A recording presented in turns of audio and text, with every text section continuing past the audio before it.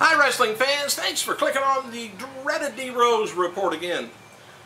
Only thing I can say is maybe, hopefully, my hair don't look as bad as Michael P.S.A.'s. I hope I'm about a few pounds lighter too. Hey, developmental star Richie Steamboat thanked all the fans on his Twitter last week for their thoughts and prayers for his father, Ricky. Richie wrote on Thursday that the issues with his dad was worse than expected, but it could have been worse. Richie wrote later that Ricky was fine right now. And all reports, this is kind of contradictory, but all reports indicate that Steamboat suffered a brain aneurysm, but Jim Ross said on his Twitter that it wasn't the case. Steamboat underwent surgical procedure on Thursday to determine the severity of the aneurysm.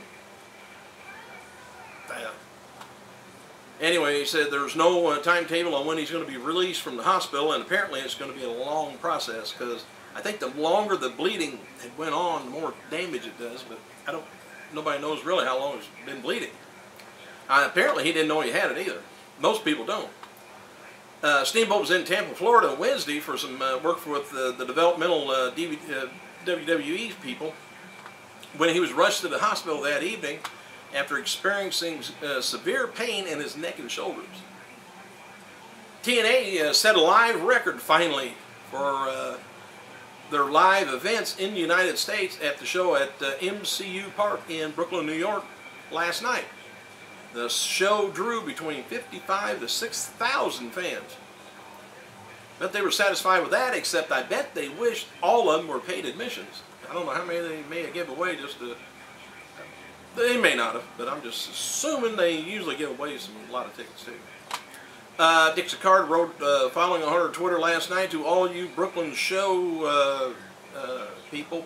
Thanks from everyone at TNA for setting a U.S. attendance record. Hope you're having fun. I am watching. TNA debuted at the New York City's Hammerstein Ballroom on Thursday. They will on Thursday. Looks like September 23rd. Special discount tickets is $8 off the level prices of 2, 3, 4, and 5 the levels. They go on sale Friday, July 2nd, which they're on sale now, and through Friday, June 9th. Regular price the tickets will be available on Thursday, July 10th. Alright, next week's episode of TNA Impact will feature Rob Van Dam versus Samoa Joe in a match that lasts around 9 minutes, I guess. Vince Russo originally booked the match to go 4 minutes, but RVD and Joe complained and were given more time. The big surprise for TNA's Slammiversary that Dixie Carter teased on Twitter last month was, as far as TNA was hoping, was going to be Paul Heyman. But the deal couldn't be reached, and Dreamer was then assumed to be the big surprise after he debuted. Wasn't supposed to be, but he was. TNA is hoping that Paul Heyman will appear at Victory Road.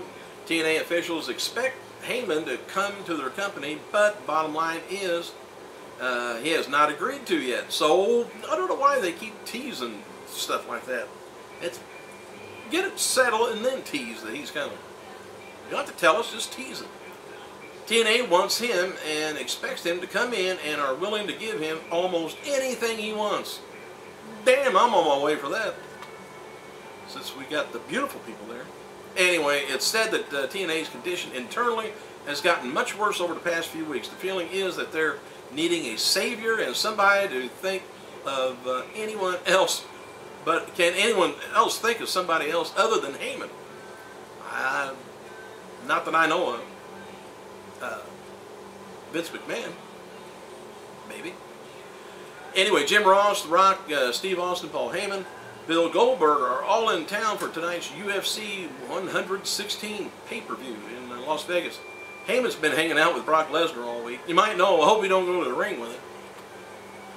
WWE Developmental is doing a new angle where Norman Smiley, of all things, resigned as FCW general manager, and a new general manager is going to be appointed in a few weeks. FCW President Steve Kearns announced that at this week's taping that the new general manager may be a current wrestler, a WWE legend, entertainer, or a celebrity. This all comes from Raw's guest host angle. So maybe it's Paul Heyman. I don't know. Hey, I've got this weird feeling about this mysterious manager of Raw. The one we never see, the mysterious guy. I'm just going to throw this out, and I'm going to say it's Michael Cole. He's answering his own emails, and he's coming up. I was just thinking, what do you think? Indie wrestler Luke Hawx of, if you've seen it back then, MTV's Wrestling Society X fame, wrote on Facebook that he is on the Indie Farewell Tour, as apparently he's signed with either WWE or TNA. Hawk is from New Orleans and has a photo on his Facebook posing with Triple H on the set of WWE movie The Chaperone, filmed in New Orleans. And it's possible Hawks will sign with WWE, but it's not confirmed. Hawks has also worked several WWE dark matches over the years and appeared on ECW matches against Vladimir and Ezekiel Jackson. So we'll see how that goes. If you watch Wrestling Society X, I enjoyed it. I think they only did about maybe 6 weeks or something like that. It was good. WWE FCW is seen 4 straight sellouts at the FCW Arena down in Tampa, Florida. Fans have been turned away at the door. Indie wrestler Bill Carr made his WWE developmental debut in a dark match this week on FCW's TV taping, losing to Wes Briscoe. Carr has worked for FTW Wrestling in New York. You know, if you guys ever want to know why I stumble and fumble so much on reading this, I'm reading this for the first time. Just read the first part of it. Sounds interesting. I put the whole paragraph over there, and I usually read it for the first time. So a lot of this stuff is, well, I didn't know that, or I just found out. So anyway, that's my reason why I stumble and fumble. It is, but anyway, NXT rookie Alex Riley suffered an injury at this week's FCW taping during the 15-minute challenge match for his FCW title against Caldwell. Riley hit the back of his head on the guardrail after taking kicks from Caldwell, and Riley laid on the floor for a few minutes. The referee saw that blood was pouring out of the back of Riley's head and stopped the match. I haven't seen NXT this week, so I don't know whether any of that was on, the TV show or not. Official came out and helped a visibly shaken Riley to the back. FCW President Steve Kearns came out and announced that Riley had a severe wound to the back of his head and the match was going to be declared a no contest. Kearns then said that the match will be scheduled for a future date. The first few minutes following the injury were said to be chaotic in the FCW arena, and everyone was worried about the heel Riley. Which, like I said, FCW, a lot of times you can catch that maybe on YouTube or somewhere, some of the matches.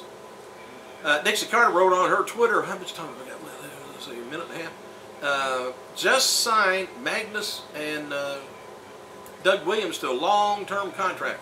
Both are very talented. Don't forget to watch Impact tonight on in the UK on Bravo.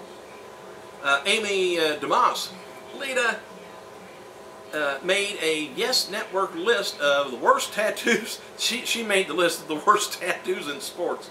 They wrote about how to do it and how to unpretty a pretty girl. You put a huge demonic tattoo on her shoulder, and it's truly unfortunate. This former WWE diva had amazing athletic abilities and has a great smile, and just wait till you get it past the tattoo. And it is a terrible one, I think. There's no rhyme or reason to it. Of course, I've never seen it up close, Lita. I'd like to. I better get off here before I get myself in any trouble. But check back later. I'll be here trying to read what I've got on the board here. Thanks for clicking. I gotta go.